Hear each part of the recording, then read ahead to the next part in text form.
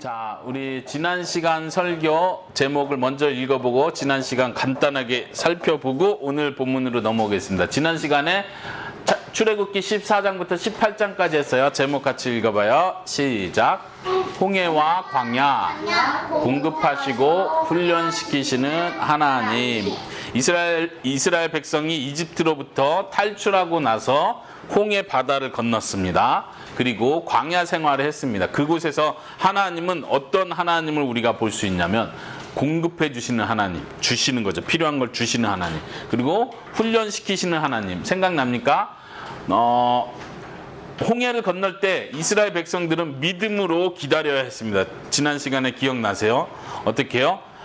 홍해야 갈라져라 하니까 갑자기 따단 하고 갈라진 것이 아니라 어떻게 해요? 밤새도록. 이스라엘 백성들은 밤새도록 잠잘 수 있었을까요? 두려운 마음이었겠죠. 왜냐하면 뒤에서는 이집트 군대가 계속 지금 바로 앞에 있는데 구름 기둥과 불 기둥이 막고 있기 때문에 못 오는 거예요. 구름 기둥과 불 기둥이 사라지면 이집트 군대들이 당장이라도 쳐들어서 죽일 수 있는 상황. 밤새도록 떨고 있는 거죠. 하나님이 정말 이걸 다 열어서 우리가 건너갈 수 있게 해주실까? 밤새도록 기다리는. 이것도 믿음의 훈련이라고 했어요. 그리고 이집트 군대가 그들이 보는 눈 앞에서 다 잠겨서 죽는 것을 보았습니다. 이 성경에서 말하기는 이스라엘 백성들이 이집트 군대가 죽는 것을 보고 하나님께서 하신 일을 보고 나서야 모세를 믿고 하나님을 믿었다 이렇게 하죠. 보고 믿는 것. 하나님께서는 처음부터 그냥 믿어라 하지 않고 보게 해주시고 우리의 믿음을 계속해서 키워주시는 거예요. 두 번째 그림은 어떤 그림이죠? 네, 하나님께서 배고프다고 할 때, 먹을 것이 없다고 할 때 이스라엘 사람들에게 만나를 매일매일 내려주겠다 하고 약속대로 했죠. 그러면서 어떤 훈련을 시키셨어요? 만나를 통해서는? 하나님 말씀에 순종하는가 그렇지 않는가를 훈련시키시는 거죠. 하나님은 공급하시는 걸로 딱 끝내는 게 아니에요. 먹을 거 있지? 고맙지? 네, 감사합니다. 끝. 이게 아니라 하나님은 언제든지 우리를 훈련시키시는 거예요. 그래서 힘든 일이 있을 때도 나에게 훈련을 시키시는 거구나. 좋은 일이 있을 때도 하나님이 내가 원한 기도를 응답해 줬을 때도 야, 기도 응답됐다. 끝. 이렇게 생각하면 안 되고 이것도 하나님이 또 훈련시키시는 거다 생각해야 돼요. 어떻게 해요? 첫째 날부터 여섯째 날까지는 매일매일 이만큼 분량. 그리고 여섯째 날은 어떻게 해요? 2배로. 근데 이스라엘 백성들은 그 훈련을 잘 통과했습니까? 못했습니다. 하나님을 잘 믿지 못한 모습을 보여주는 거예요. 지난 시간에 봤지만 하나님은 그래도 우리를 계속 돌봐주시고 화내지 않으시고 계속 기다려주셨죠. 이 그림은 이스라엘 백성들이 두 번에 걸쳐서 물이 없다고 막 모세와 아론을 원망했을 때 하나님께서는 모세를 통해서 바위를 쳐라. 그런 바위에서 물이 나올 것이다 했어요. 재밌는 것은 이 바위에서 나온 물이 그냥 시냇물처럼 쫄쫄쫄쫄 나온 건 아닌 것 같아요. 왜냐하면 그 많은 이스라엘 백성들이 그리고 가축까지도 다 물을 먹으려면 아마 그림에서 보는 것보다 목사님 생각은 훨씬 더 많이 정말 강물이 흐르는 것처럼 막 솟아났을 거예요. 그리고 나서 이스라엘 백성들은 충분히 먹었습니다. 그리고 감사했습니까? 끝이었습니까? 그 다음 나오는 사건 혹시 기억나세요? 배고파요. 선교사님 기억나세요? 그 다음 무슨 사건이 있었죠? 고기가 먹고 싶어요. 그 순서를 지금 잘 모르겠어요. 물이 나오고 나서 아말렉과 싸우는 일이 일어나죠. 자, 좋은 일이 일어났어요. 물이 나오니까 이건 너무 살기 좋은 거죠. 여기는 이제 떠나고 싶지 않은 거예요. 근데 하나님은 그것을 또 떠나게 하시는 거예요. 뭐를 통해서? 전쟁을 통해서. 왜 전쟁이 아말렉이 왜 이스라엘 사람들에게 갑자기 시비를 걸었을까요? 좋아서 거기 있다니? 그렇죠. 물이 나오잖아요. 그러니까 적군들이 공격을 시작하는 거예요. 하나님께서는 공급하시고 훈련시키시고 이런 일들을 계속해서 하십니다. 우리 지난 시간에 바위를 통해서는 특별히 예수님을 볼 수 있다 그랬죠. 모세가 지금 백성들에게 원망을 듣고 모세가 돌로 쳐서 죽을 상황에서 하나님께서 내가 너 앞에 서겠다 하고 바위 대신 예수 그리스도를 바위를 쳐라 이렇게 말함으로써 바위가 상처를 입음으로 생명수를 공급했다. 이런 의미에서 우리는 예수님을 떠올릴 수 있다고 했습니다. 세 가지 지난 시간에 적용을 살펴봤는데요. 같이 제목만 읽어봅시다. 시작. 마음을 강팍하게 하지 마라. 강팍하다는 건 딱딱한 마음이에요. 하나님께서 이러면 안 돼 라고 말하면 네, 순종해야 되는데 하나님 그래도 너무 억울해요. 그래도 참아라. 네, 그래야 되는데 못 참겠어요. 계속 이런 마음을 가지면 돼요, 안 돼요? 안 돼요. 우리 진이도 어린이집, 우리 가플리징 어린이집에 올 때마다 목사님 말하죠. 짜증내지 않고 항상 기뻐하고 삐지지 않고. 쉬지 마. 어릴 때부터 이게 잘 훈련돼야지 우리가 나중에 커서도 하나님의 음성을 듣고 아, 이것이 하나님이 원하는 거구나 할 때 부드러운 마음으로 순종할 수 있는 거예요. 두 번째 같이 읽어보겠습니다. 시작. 공급하시는 하나님을 믿으라. 우리가 하나님을 믿는다고 할 때 하나님이 나에게 가장 좋은 걸 준다는 걸 믿는 거예요. 지금 당장 없는데요? 내가 기도했는데 지금 응답 안 해주던데요? 이게 아니라 기다리는 훈련. 그렇지만 하나님이 가장 좋을 걸 주실 거라는 걸 믿는 거예요. 성경의 로마서에 보면은 하나님이 자기 아들을 아끼지 않고 우리에게 주셨다. 하나님의 가장 소중한 걸 이미 주셨잖아요. 근데 그 하나님께서 우리에게 모든 것 좋은 거를 주지 않겠느냐? 이렇게 물어봐요. 대답은 뭐예요? 당연히 주신다는 거죠. 우린 그 하나님을 믿어야 됩니다. 당장 안 보이는데요? 당장 공급 안 해주시는데요? 이렇게 불평하지 말라는 얘기예요. 믿음을 가져라. 세 번째, 시작. 하나님의 일하심을 기억해라. 지난 시간에 이 얘기하면서 뭐 얘기했어요? 우리가 하나님을 기억하기 위해서 무슨 일을 할 수 있을까? 이번 주에 무슨 일을 했었던 것 같아요? 에스더는? 일기를 안 썼어요? 은총이는 하나님을 기억하기 위해서 무슨 일을 했었던 것 같아요? 벌써 한 주가 훅 지나갔죠? 우리 김선인 선교사님은 무슨 일을 한 것 같아요? 하나님의 일을 기억하기 위해서 우리의 마음을 다해서 하나님이 작은 일을 계속 하니까 일주일이 그냥 지나갔잖아요. 지난 일주일은 하나님이 별로 해준 게 없어요. 이렇게 하고 지나가면 안 되겠죠. 그래서 계속 생각하고 기도하고 기도 속에서 하나님 오늘 아침에 해줬던 거, 어제 해주셨던 일, 또 저녁 기도할 때는 잠자기 전에 하나님 오늘 이런 일이 있었고요, 이런 일이 있었고요. 근데 생각해 보니까 오늘 이런 일 하나님이 도와주신 거네요. 감사합니다. 나도 도와준 거. 계속 이렇게 생각하는 일을 열심히 하세요. 자, 그러면은 오늘 설교 제목을 같이 볼까요? 오늘은 19장부터 24장까지예요. 19, 20, 21, 22, 23, 24 6장은 한꺼번에 하는 건데 10계명, 특별히 오늘은 20장에서 하나님께서 우리가 잘 아는 10계명을 주는 내용이에요. 그 아래 제목만 같이 읽어봅시다. 시작. 자신의 백성과 언약을 맺으시는 하나님. 하나님의 백성. 그래서 하나님 자신의 백성을 말하는 거예요. 이스라엘 백성을 말하죠. 자신의 백성과 언약을 맺으시는 하나님을 같이 보도록 하겠습니다. 그런데 오늘 보는 내용은 출애굽기 19장부터죠. 전체 창세기, 출애굽기, 레위기, 민수기, 신명기 5권을 먼저 보는데 왜 그러냐면 이 5권은 누가 썼어요? 모세가 쓴 거예요. 예전에도 설명했지만 모세가 이 5권을 마치 한 권의 책을 쓰듯이 쓴 거예요. 따로따로 별개로 5개 쓴 게 아니라 계속 이야기가 이어지도록 쓴 거죠. 우리가 이걸 나눴어요. 5개로. 근데 오늘 이야기는 모세가 쓴 5권의 책 중에 가장 핵심, 가장 크라이막스, 가장 재미난 이야기, 중요한 이야기가 오늘 이야기 속에 있어요. 그 이야기는 뭐예요? 시내산 이야기. 시내산은 어디예요?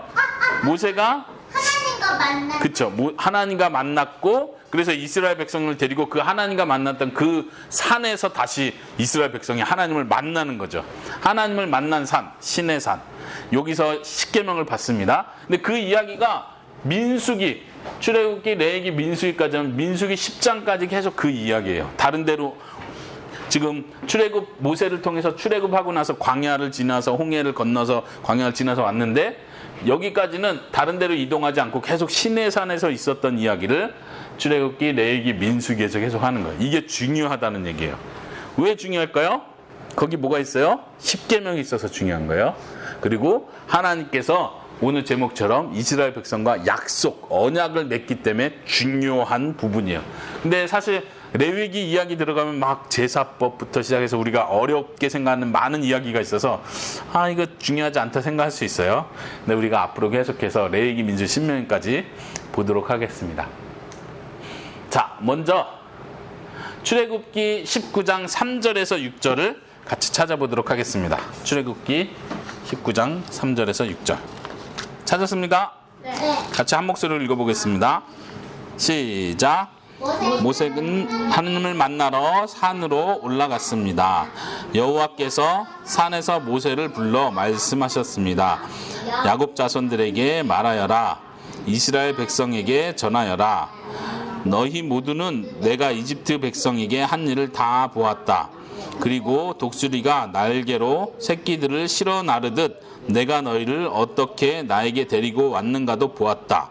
그러므로 이제 너희가 내 목소리를 듣고 내 언약을 지키면 너희는 모든 백성 중에서 나의 보물이 될 것이다. 온 땅의 백성이 다 내게 속하였지만 너희는 내게 제사장 나라와 거룩한 백성이 될 것이다. 너는 이 말을 이스라엘 백성에게 전하여라. 그리하여 모세가 이스라엘 백성을 데리고 아까 은총이가 표현한 것처럼 처음 모세가 하나님을 만났던 그곳으로 다시 온 거예요. 출애굽기 3장에 보면 하나님께서 모세를 처음 부르시면서 무슨 말씀하시냐면 너가 이스라엘 백성을 이집트에서 꺼내놔서 이 산에서 나를 섬길 것이다 이렇게 표현을 해요. 그리고 실제로 이제는 이스라엘 백성들을 진짜로 다 처음 모세가 만났던 그 장소로 온 거예요. 그리고 이제 하나님 보세요 데리고 왔죠. 이건 모세는 어쩌면 굉장히 감격했을 거예요. 처음에는 하나님이 내가 너를 통해서 이스라엘 백성을 데려오게 할 것이다 했을 때 모세는 어떻게 생각했어요? 불가능하다고 생각했겠죠. 제가 어떻게 그렇게 하면 이집트가 얼마나 큰 나라인데 어떻게 제가 가서 데려옵니까? 말이 됩니까? 제가 보내주세요 한다고 보내주겠습니까? 상상을 못했지만 지금은 어떻게 실제가 된 거죠. 모세는 감격했을 거예요. 그리고 이스라엘 백성들이 시내산까지 왔을 때 하나님께서 모세를 불러서 하신 말씀이에요. 우리가 읽었죠. 3절부터 보면은 모세가 하나님을 만나러 산에 올라갔고 하나님께서 모세를 부르십니다. 그리고 4절부터 이 말을 이스라엘 백성들에게 전하라는 거예요. 너희가 이집트에서 하나님이 구원해 낸 것을 보았다. 그리고 이제부터 5절에 너희가 내 목소리를 잘 듣고 나와 한 약속을 잘 지키면 어떻게 해요? 5절 뒷부분에 너희는 모든 백성 중에서 나의 뭐가 될 것이다? 보물이 될 것이다. 5절. 네. 개역개정은 소유가 될 것이다 이렇게 됐는데 보물이라는 단어가 좀 더 정확한 표현이에요. 가장 특별한 소유 이런 뜻이거든요. 그래서 보물이죠. 왕이 재산을 가지고 있는데 왕은 재산이 많죠. 이게 다 왕 거예요. 하나님이 표현한 것처럼 세상이 다 내 건데 이스라엘 나라만 특별한 내 거라는 뜻이에요. 왕은 모든 걸 다 가지고 있죠. 왕이니까. 근데 왕이 진짜 소중하게 여기는 재물이 따로 있어요. 이거는 누구에게도 안 보여주는 거. 하나님이 이스라엘에게 그렇게 말하는 세계가 다 내 거다. 그런데 이스라엘 나라 너희는 내가 특별한 보물로 생각하겠다. 어떻게 하면? 하나님의 언약, 약속을 잘 지키면 그렇게 하겠다는 거예요. 그리고 6절 한번 보세요. 너희는 내게 제사장 나라와 거룩한 백성이 될 것이다. 이것도 아주 중요한 표현이에요. 하나님께서 왜 이스라엘 나라를 출애굽시키셨는지, 왜 구원해 줬는지를 분명히 가르쳐 주는 거예요. 왜냐하면 하나님의 목적은 이 모든 나라 가운데 이스라엘 나라가 제사장 나라가 된대요. 제사장은 뭐 하는 사람이죠? 하나님께 예배드리기 위해서.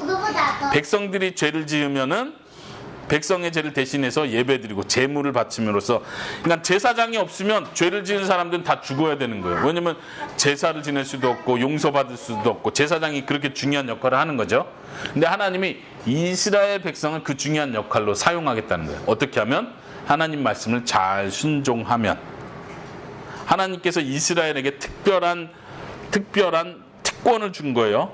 그리고 이스라엘 백성은 그 특권을 어떻게 누려요? 하나님께 선택받았기 때문에, 하나님께 구원받았기 때문에 그 특권을 누릴 수 있게 되는 것입니다. 그리고 나서 하나님께서는 이제 내가 직접 이번에는 이스라엘 백성을 만날 것이다. 그러니까 어떻게 해요? 준비해라. 잘 보세요. 그림을 보여드리겠습니다. 이스라엘 백성들이 지금 보는 것보다 훨씬 더 많았을 거예요. 진이야 보세요. 여기 지금 사람들 있죠? 사람들이 이렇게 많아요. 그리고 요 높은 산에 지금 번개가 치고 있어요. 그리고 우레, 번개, 그리고 검은 구름, 빽빽한 구름들이 산을 꽉 덮었어요. 하나님께서 말씀하시기를 내가 이러한 모습으로 이 산에 내려올 것이다. 그러니까 이스라엘 백성들을 준비시켜라. 준비해야 될 목록을 19장에서 가르쳐 줍니다. 그 목록을 한번 보세요. 10절부터 15절까지 그 내용이 나오는데요. 잘 보시면 첫 번째는 옷을 빨아라. 10절에. 그리고 셋째 날을 기다려라. 다시 말하면 옷 다 빨고 딱 준비하면 바로 오시는 게 아니라 3일 동안 기다리고 그 3일째 하나님이 내려오시겠다는 거예요. 그리고 산에다가 경계, 이 그림 잘 보면 뭐 울타리 같은 거를 그려놨어요. 근데 실제로 그랬는지는 모르겠지만 하여튼 하나님은 이 산의 경계 선이 있는데 어느 선에서는 넘어오면 안 된다. 넘어오면 어떻게 된다? 죽는다. 왜? 이 하나님이 계신 산은 너무 거룩하고 깨끗한 곳이고 구별된 곳이니까 너희들은 죄가 있기 때문에 여길 넘어오면 바로 죽는다 하고 하나님이 경고를 하시는 거예요. 내가 3일째 때 내려올 건데 그동안에 너네가 준비해야 될 일이 있다. 또 준비하는 거 뭐 준비하라고 했을까요? 그리고 하나님께서 설명하시기를 13절에 나팔 소리가 길게 울려 퍼지면 그때 산 쪽으로 가까이 오라는 거예요. 이스라엘 백성이 갈 수 있는 선이 있어요. 산까지 어느 선까지는 갈 수 있다는 얘기예요. 그리고 나서 하나 더 15절에 보면은 뭐 얘기하냐면은 여자를 가까이 하지 마라. 이 말은 깨끗해야 된다는 걸 상징하는 차원에서 여자와 막 성관계 이거는 하지 말고 딱 깨끗하게 기다리고 있으라는 뜻이에요. 하나님은 아주 구체적으로 얘기하죠. 그러면서 중요한 건 뭐예요? 하나님이 이 시내산에 내려올 때는 이 산 전체가 거룩해진다. 하나님이 계신 거룩한 곳에 더러운 것이 조금이라도 있으면 죽는다는 뜻이에요. 하나님은 그렇게 거룩하신 분이에요. 하나님은 그렇게 깨끗하신 분이에요. 하나님은 그렇게 죄를 싫어하시는 분이에요. 자, 그리고 실제로 하나님께서 이제 그 3일자가 됐을 때 내려오십니다. 한 16절부터 봅시다. 셋째 날 아침이 되었을 때 산 위에 짙은 구름이 끼면서 뭐가요? 천둥과 번개가 쳤습니다. 이 그림에서 조금 그거를 표현해주고 있어요. 그리고 어떻게 해요? 굉장히 큰 나팔 소리가 울려 퍼졌습니다. 그러니까 백성들이 어떻게 해요? 두려워 떨기 시작하는 거예요. 한번 생각해 보세요. 여러분들이 여기에 있다고 생각해 보세요. 여기 한 명, 여기 은총이 에스더가 여기 있다고 생각해. 하나님께서 눈에 보일 정도 갑자기 번개가 치고 검은 구름 나팔 소리 엄청 크게 들리는 거. 너무 큰 소리라서 사람이 가만히 있을 수가 없어요. 계속 막 사람들은 떨고 있어요. 17절에 모세는 백성들이 하나님을 만나도록 하기 위해서 백성들이 사는 천막에서 백성을 이끌고 나왔습니다. 나팔 소리가 들면 나오라고 그랬잖아요. 산으로. 사람들이 막 두려운데 이 산으로 가다가 죽는 거 아니야?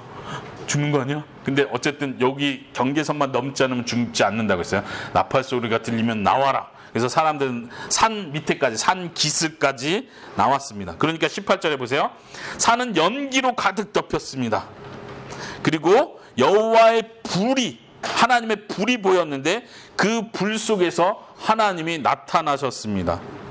하나님께서 어떤 사람처럼 모양이 있는 게 아니죠. 그렇지만 하나님께서 큰 불 속에 하나님이 내려오는 걸 사람들이 느낄 수 있었어요. 18절 제일 끝에 보면은 연기가 산에서 올라오고 산 전체가 어떻게 해요? 흔들린 거예요.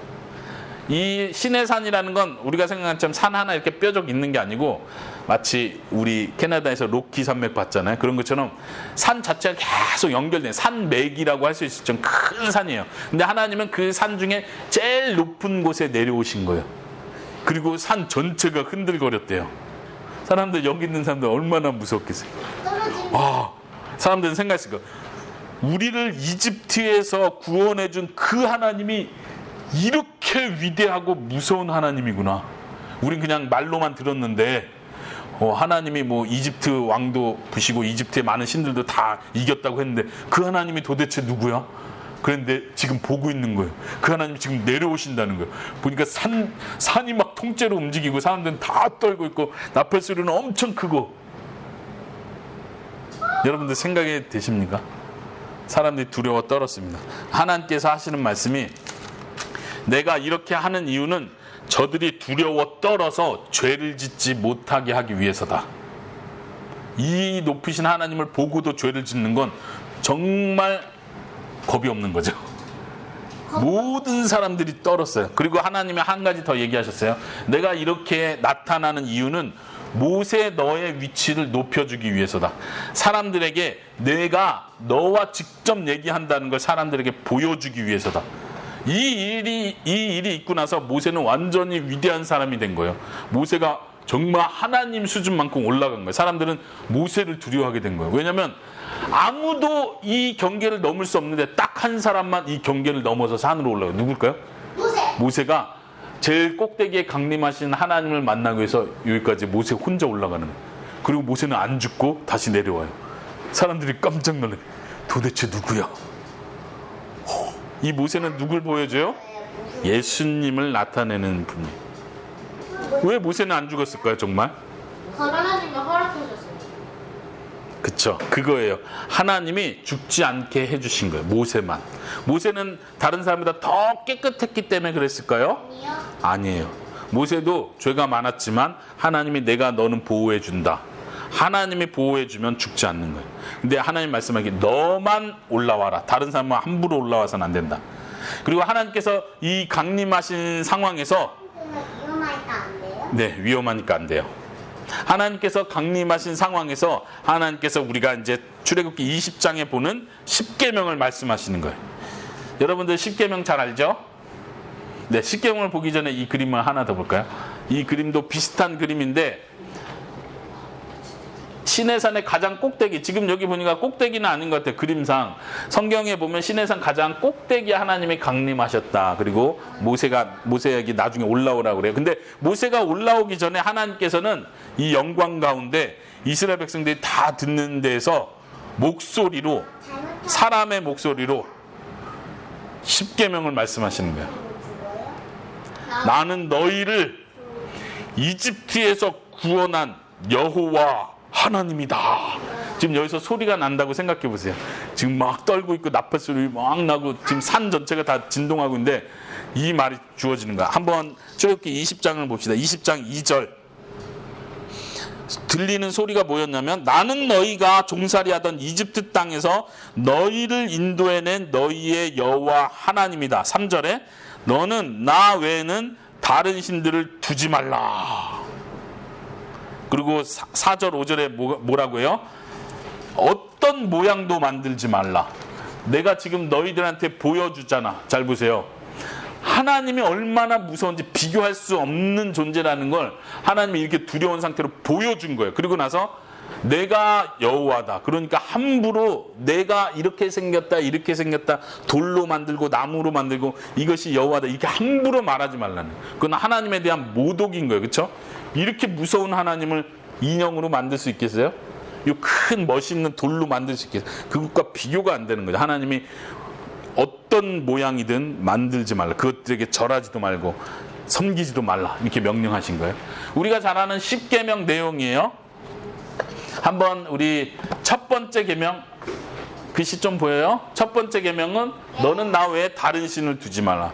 두 번째는 우상을 만들지 말라. 어떤 형상도 만들지 말고 절하지 말고 섬기지 말라.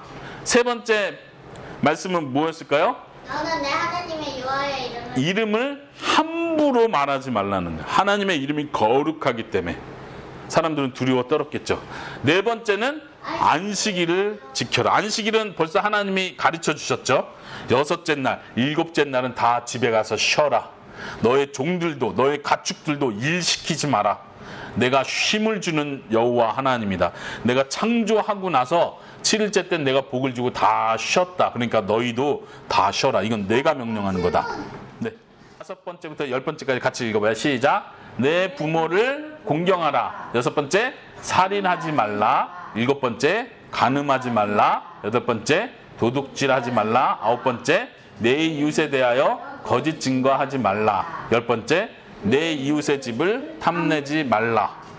지금 이 장면은요, 하나님께서 아까 이 산에서 이스라엘 백성들이 다 듣는 가운데 그 들리는 소리로 하나님께서 직접 말씀하신 거예요. 그러니까 어떤 일이 일어났을까요? 이스라엘 백성들이 네 알겠습니다, 잘 지키겠습니다 이렇게 말한 게 아니고, 그 장면을 한번 볼까요?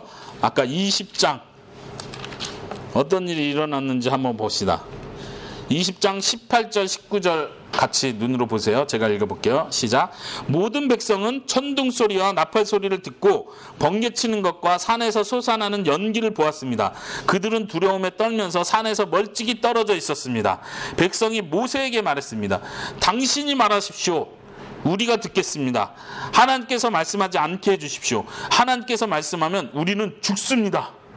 하나님의 음성을 직접 들으니까 그냥 듣는 것 자체로 죽을 것 같은 거예요. 너무 무섭다는 얘기예요. 그러니까 모세한테부터, 모세 제발 하나님 더 이상 말하지 말게 해주세요. 우리가 죽을 것 같아요. 모세가 직접 듣고 와서 우리한테 말해주세요. 그럼 우리가 들을게요. 이렇게 말하는 거예요. 얼마나 무서운지 이해가 되세요? 이것이 우리가 알고 있는 십계명이에요. 하나님이 이걸 직접 이스라엘 백성들에게 말하고, 이거는 지켜라. 이거는 내가 너무 중요하게 생각하는 거다. 이거를 가볍게 생각하지 마라 하고, 모세는 이스라엘 백성들이 요구했던 대로, 모세가 아까 말한 대로 모세만 따로 올라가서 하나님께 다시 말씀을 듣습니다. 더 이상 하나님이 말씀하면 죽을 것 같으니까 하나님을 멈추시고 모세만 따로 불러서 모세만 따로 올라가서 하나님의 말씀을 계속 듣습니다. 네, 그게 21장, 22장, 23장까지예요. 언제까지 끝나요? 자, 보세요. 21장, 22장, 23장까지의 내용인데, 이 모든 내용은 지금 목사님이 간단하게 정리했어요. 첫 번째는 종에 대해서 어떻게 해야 되는지, 배상이라는 건 너가 도둑질했으면 어떻게 갚아야 되고, 문제가 생겼으면 너가 어떻게 갚아야 되는지, 배상에 대한 얘기들 쭉 해요. 자세하게. 그 다음에 사회 정의, 가난한 자, 고아와 가부를 함부로 대하지 말 것. 그 다음에 너가 재판관이면 정당하게 재판을 해야 된다. 자세하게 하나님께서는 21장, 22장, 23장에 걸쳐서, 23장에선 안식일을 지키는 것에 대해서 자세히 또 얘기해 주시고, 그 다음에 절기, 초막절, 그 다음에 맥추절, 이 절기들은 중요하다. 내가 명령하는 거니까 지켜라 하고 하나님께서 자세하게 다 얘기해 줍니다. 그 얘기를 모세가 하나님께 직접 듣고 와서 하나님의 명령대로 이걸 다 기록을 해요. 기록을 해야 정확하게 남잖아요. 하나님께서 기록하라고 두 번째 명령했죠. 첫 번째는 언제 기록하라고 했었어요? 아말렉과 전쟁했을 때 손을 높이 들고 모세를 통해서, 손을 높이 드는 모세를 통해서 이겼잖아요. 그리고 나서 기록해라. 내가 어떻게 이겼는지 기록해서 여호수아 귀에 계속 들려줘라. 여기서도 마찬가지예요. 시내산에서 하나님께서 한 말을 모세가 듣고 온 거예요. 사람들이 믿었을까요? 그거 하나님이 한 건지 어떻게 알아? 그랬을까요? 의심하지 않았을 거예요. 왜요? 직접 들었잖아요. 하나님 말씀하는 거 들었잖아요. 그리고 모세만 특별히 그 불타는 곳에 올라가서 죽지 않고 내려왔잖아요. 이건 모세를 믿을 수밖에 없는 상황이에요. 우리가 예수님을 통해서 하나님의 말씀을 듣는 것과 똑같습니다. 모세를 통해서 하나님의 말씀을 들었던 것처럼 우리가 직접 하나님의 음성을 들으면 죽습니다. 그런데 예수님께서, 요한복음의 표현으로 하면 말씀이신 예수님이 이 땅에 내려오셔서 하나님의 뜻을 우리에게 보여주신 거예요. 모세를 통해서 우리는 그걸 볼 수 있죠. 그리고 나서 24장에 와서 이제 중요한 일을 또 합니다. 24장에서 하는 일은, 여기 그림이 보이세요? 다시 한번 모세는 하나님께서 이걸 요구하신다 하고 쭉 읽어주고, 그 글을 다시 읽어주고, 백성들이 이제 약속하는 거예요. 하나님 앞에 정식으로 약속하는 거예요. 우리가 그렇게 하겠습니다. 그리고 모세는 그 뜻을 또 다시 하나님께 말씀드리고, 이제는 언약식을 맺는 거예요. 식. 그냥 새끼손가락 걸고 꼭 잘 지켜야 돼. 그래야 하나님이 너네 제사장 나라 하게 해주고 특별한 소유가 되게 해준 데서 꼭 지켜. 이렇게 끝난 게 아니라 소를 잡아서, 소를 죽여서 피를 그릇에 담는 거예요. 두 그릇에 담아요. 큰 그릇 두 개. 그 피를 담아서, 피 냄새가 막 나겠죠. 거기다가 그거 하기 전에 큰 돌 12개를 세워요. 12개는 이스라엘 12지파를 상징해요. 그리고 제단을 만들었어요. 양을 잡는, 희생하는 제단. 양을 잡아서 제사 지내는 단을 만들고, 그 단 위에 피 절반을 다 부어요. 반이 다 피로 물들었겠죠. 그리고 나머지 그릇, 나머지 피그릇은 어떻게 했을까요? 이 피그릇은 이스라엘 백성들에게 뿌렸다고 그래요. 부족하지 않았을까요? 우리 은총 부족했을 것 같죠. 그래서 많은 학자들은 생각하기를 직접 사람에게 뿌린 게 아니고 아마도 이 돌들, 12개 돌들을 상징하는 그 돌들에 뿌렸을 거다 이렇게 생각하는 학자도 있어요. 혹은 다른 사람은 이때 뽑힌 70명의 장로들, 대표들에게 뿌렸을 수도 있다 이렇게도 생각해요. 어쨌든 중요한 건 제단에 피를 뿌리고 사람들에게 피를 뿌리는 걸 통해서 이 피를 통해서 이 제단은 하나님을 상징하는 거예요. 그리고 사람과 제단이 하나님이 이 피를 통해서 하나가 된다는 걸 보여줍니다. 마치 이 피가 예수님을 상징한다면 우리가 예수님의 피, 예수님의 죽음 때문에 우리와 하나님이 하나 된 것을 보여주는 것과 같습니다. 그리고 이스라엘 백성들은 이런 절차를 통해서 정식으로 하나님과 약속을 맺는 거예요. 이 약속은 뭘 목표로 하죠? 처음에 했던 우리 찾아봤던 말씀 19장 3절에서 6절에 뭐라고 했어요? 너희는 내게 특별한 소유가 될 것이다. 이 세상이 다 내 거지만 이 약속을 잘 지키면 너희는 나에게 특별한 소유가 된다. 그리고 또 하나 뭐요? 제사장 나라. 이 약속을 잘 지키면 제사장 나라로 특권을 누릴 것이다. 이스라엘 백성들은 이 약속을 잘 지켰습니까? 하나도 안 지켰죠. 우리가 다음 시간에 살펴보겠지만 이제 모세가 10계명을 그 하나님 말씀을 10가지 계명을 받기 위해서 돌판을 받아 내려올 때 어떤 일이 있어요? 맞다. 하나님이 그랬잖아요. 처음에 보여주면 내가 이렇게 위험 있는 무서운 하나님이다. 사람들 다 떨고 있었는데 그러니까 나 외에 어떤 모양도 만들지 말라. 네 알겠습니다. 막 이랬는데 약속하고 지키겠다고 하고 모세가 올라가서 40일 동안 안 보이니까 어떻게 해요? 죽었나 보다. 어떻게 된 거지? 40일 동안 안 보이니까 금송아지를 만드는 거예요. 그리고 그렇죠. 예, 다음 시간에 좀 더 자세하게 이야기를 하도록 할게요. 어쨌든 중요한 건 사람들은 약속을 한 지 얼마 지나지 않아서 바로 약속을 깨버렸다는 얘기예요. 우상 만들지 말라고. 그렇게 중요한 첫 번째, 두 번째 명령인데 다 깨버려요. 금송아지 딱 만드는 거. 여기서 우리가 깨달아야 되는 건 뭐냐면 우리 사람은 하나님과 약속을 절대 지킬 수 없어요. 하나님 전 약속 다시 지켜볼게요. 용서해 주세요. 다시 해볼게요. 저를 한 번만 더 믿어주세요. 아무리 그렇게 말해도 사람은 또 실패합니다. 그걸 받아들여야 돼요. 내가 그런 사람이에요. 이스라엘 백성들이 다 그렇게 넘어졌어요. 그렇지만 이 약속이 그럼 다 깨졌습니까? 다 필요 없게 됐습니까? 아니죠. 이 약속은 결국 예수님께서 완성하시는 거예요. 이 약속을 지킨 분은 예수님이에요. 너가 순종하면 이 약속이 효력을 발할 것이다 했는데 그 약속은 이스라엘 대표 어느 누구도 지키지 못하는데 이스라엘의 진짜 대표가 되시는 예수님이 그 약속을 딱 지키시는 거예요. 무슨 약속? 하나님께 완벽하게 순종하는 것. 완벽하게 율법대로 사는 것. 행동만 율법대로 사는 게 아니라 온 마음을 다해서 하나님을 사랑하고 하나님의 뜻대로 사신 분은 딱 한 분, 예수님. 그 예수님께서 완벽하게 순종했기 때문에 이때 했던 약속이 우리에게 그대로 주어진 거예요. 우리가 제사장 나라가 된 거예요. 우리가 하나님의 특별한 소유가 된 거예요. 그러면 이 약속이 다시 깨질 수 있나요? 아니요. 예수님이 그 약속을 완벽하게 지키셔서 지금까지 있는 거죠. 그 적용으로 우리가 세 가지를 한번 생각해 보겠습니다. 하나님께서는 법을 주셨습니다. 10계명부터 시작해서 자세한 율법을 주셨는데 왜 우리는 그 법을 지켜야 되는 거죠? 민총이 구약부터 시작해서 하나님이 원수를 사랑하세요. 원수가 괴롭혀도 더 사랑해주고 축복해주고 기도해주세요. 하나님은 온 마음으로 사랑하세요. 아, 그거 힘든데요. 그래도 하나님을 사랑하시고 다른 신을 믿으면 안 됩니다. 오직 하나님만 의지하세요. 너무 많은 법들이 있어요. 은총이 왜 하나님께서 이 법을 다 지키라고 하실까요? 왜 우리는 이걸 지켜야 될까요? 하나님의 자손이니까? 하나님의 자손이니까, 자녀이기 때문에. 맞아요.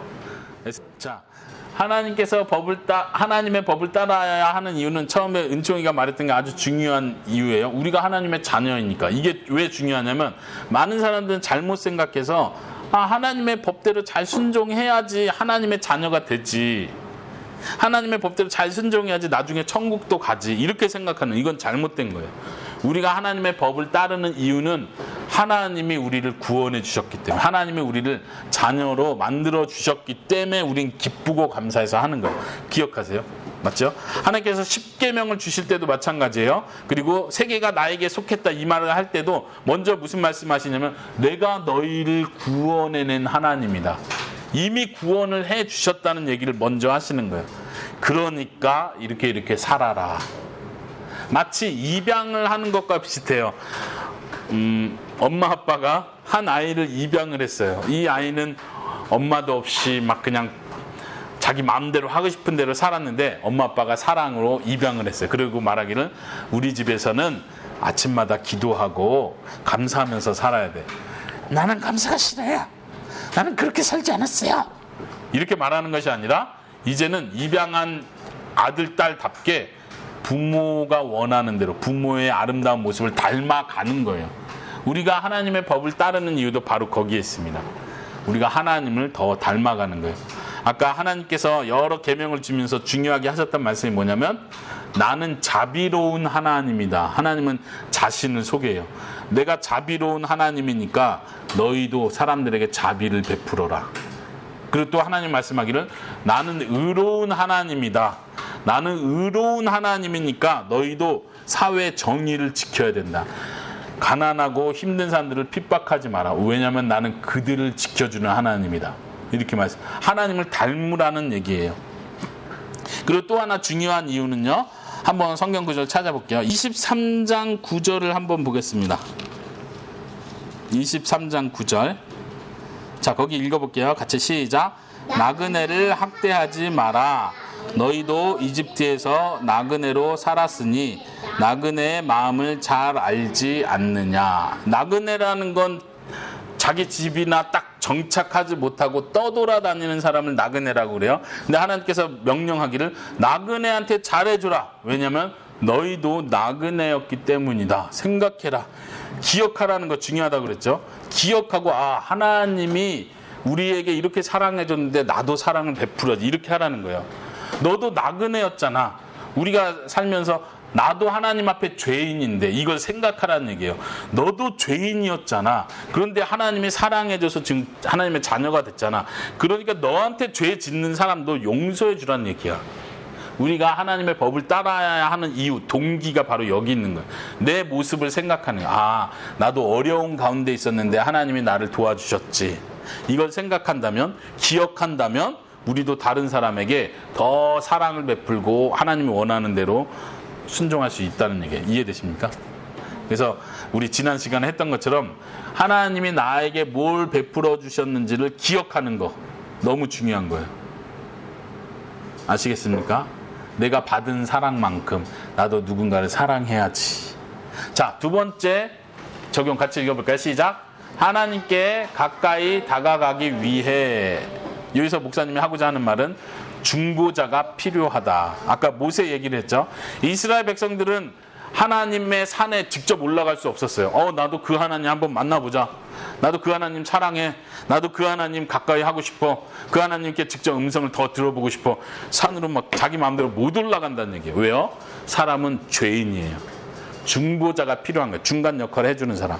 바로 모세의 그 역할은 예수님을 보여주는 거예요. 우리가 저도 하나님 사랑해요 하고 하나님께 바로 가까이 가는 게 아니라 예수님의 피를 통과해서 깨끗해져야 되는 거예요. 우리가 기도할 때도 하나님 저 이거 필요하니까 주세요 이렇게 기도하는 게 아니라 예수님의 이름으로 기도합니다.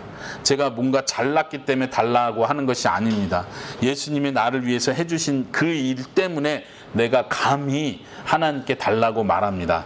예수님의 이름으로 기도합니다. 내 이름으로. 하나님 저 얼마나 착한지 아시잖아요. 저 최용진이에요. 저한테 이 정도는 해주실 수 있잖아요. 이렇게 가는 게 아니에요. 그렇죠? 죽는 거예요. 그 자리에서. 너 최용진 넌 죄인이야. 그러나 아니요. 예수님의 이름으로 나아갑니다. 그래서 성경 말씀에 보면은 한번 성경 말씀 같이 찾아볼게요. 히브리서 8장 6절 찾아봅시다. 같이 읽어보겠습니다. 시작. 그러나 예수님께서 맡으신 제사장의 직분은 다른 제사장들의 일들보다 훨씬 더 큽니다. 마찬가지로 하나님께서 예수님을 통해 그의 백성에게 주신 언약도 옛 언약보다 훨씬 좋은 것입니다. 이 새 언약은 더 좋은 약속에 근거하고 있습니다. 아멘. 예수님은 어떤 분이에요? 더 좋은 약속, 언약에 더 좋은 약속의 중보자가 되신다. 모세도 약속할 때 중보자가 됐었죠. 그런데 예수님은 더 좋은 약속, 그 약속의 중보자가 되신다 이렇게 말합니다. 예수님은 언제 약속하셨죠? 제자들과 죽기 전에 마지막 식사를 하면서 이것은 너희와 세우는 새로운 약속이다, 새로운 언약이다 하고 약속을 그때 맺으신 거예요. 이제는 그 예수님만 믿으면 구원받는다는 약속을 해주신 거예요. 그 순종을 예수님이 대신하겠다는 거예요. 그러니까 너희가 하나님의 복을 누릴 수 있다는 거예요. 자, 히브리서 4장 15절 16절도 찾아볼게요.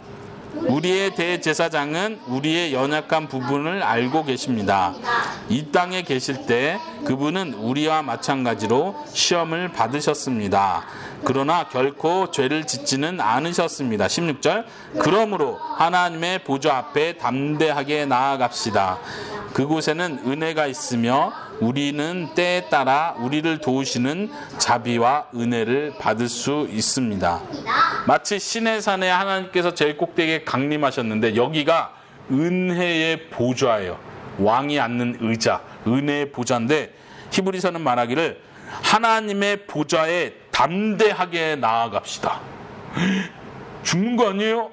근데 말하기를 예수님이 우리의 대제사장이 되십니다. 그러니까 예수님의 이름으로 용감하게 나가서 하나님의 도움을 받을 수 있습니다. 이것이 우리가 누릴 수 있는 복입니다. 자, 마지막 세 번째 같이 읽어봅시다. 시작. 모든 나라, 민족의 사람들을 하나님께로. 처음에 우리가 읽었던 출애굽기 19장에서 하나님께서 말하기를 세계가 다 나에게 속했다. 내 언약을 지키며 너희가 제사장 나라가 되겠다라고 말했는데 이 약속은 사실 아브라함 때부터 해주셨던 약속이에요. 아브라함한테 말하기를 내가 너에게 복을 줄 것이다. 너가 복이 될 것이다. 복의 근원이 될 건데 너를 통해서 모든 민족이 어떻게 해요? 복을 받을 것이다. 아브라함을 통해서 이스라엘 민족만 복을 받을 것이다 말한 게 아니었고 처음부터 아브라함을 통해서 모든 민족에게 복을 주려는 하나님의 계획이 있었어요. 그리고 하나님의 이스라엘 백성과 약속을 맺으면서도 너희가 나의 복을 받아서 제사장 나라가 된다. 이 뜻은 너희만 복 받는다는 뜻이 아니에요. 너희는 제사장 역할을 하는 거다. 그 제사장 역할이 뭐라고 했어요? 사람들을 하나님과 연결시켜주는 거. 그러니까 이스라엘 나라 말고 다른 나라 사람들을 하나님과 연결시켜주는 그 일을 이스라엘 백성이 해야 되는 거죠. 오늘날 이스라엘 나라, 하나님의 참된 이스라엘 백성은 예수님을 믿는 교회가 이스라엘 나라가 됩니다. 우리의 사명은 하나님을, 예수님을 많은 사람들에게 알려주는 거예요. 그리고 이분 안에 참된 복이 있습니다라고 가르쳐 주는 거예요. 이분이 진짜 하나님입니다. 여러분들의 죄가 있으면 이 하나님께 가지고 나오십시오. 우리의 대제사장이신 예수님께서 우리 죄를 깨끗하게 씻어 주십니다. 믿고 나오십시오. 우리가 그 일을 해야 되는 거예요. 여러분들 그렇게 살 수 있겠습니까? 여기서도 성경 구절은 한 구절만 찾아보고 마치도록 하겠습니다. 베드로전서 2장 9절 찾았습니까? 같이 읽어봅시다. 시작. 그러나 여러분은 하나님께서 선택하신 민족이며 왕의 제사장입니다. 또 거룩한 나라이며 하나님께서 홀로 다스리시는 나라의 백성입니다. 하나님께서는 그분의 행하신 놀라운 일들을 알게 하시려고 여러분을 어두움 가운데서 불러내어 그의 놀라운 빛 가운데로 인도하셨습니다. 아멘. 여기서 똑같은 표현을 하는 거예요. 하나님이 선택한 민족이다. 이스라엘에게 했던 말을 똑같이 베드로는 예수님을 믿는 사람들에게 똑같이 그 말을 여러분들이 선택된 민족입니다. 그리고 여러분들이 제사장입니다. 왕의 제사장입니다. 또 여러분들이 거룩한 나라입니다. 하나님께서 이스라엘 백성들에게 했던 말을 지금 베드로는 예수님을 믿고 있는 여러분들이 바로 제사장 나라입니다. 거룩한 백성입니다. 그러면서 그 뒤에 말하기를 그 이유, 그 목적이 뭐냐면 하나님께서 행하신 놀라운 일들을 알게 하시려고 어둠에서부터 구원으로 불러내신 것입니다. 우리가 해야 될 일은 하나님의 선택받은 민족, 선택받은 백성으로서 하나님이 행하신 놀라운 구원의 일을 사람들에게 알려주는 것입니다. 여러분들이 그 일을 할 수 있길 바랍니다. 아멘. 우리 같이 기도하도록 하겠습니다. 오늘은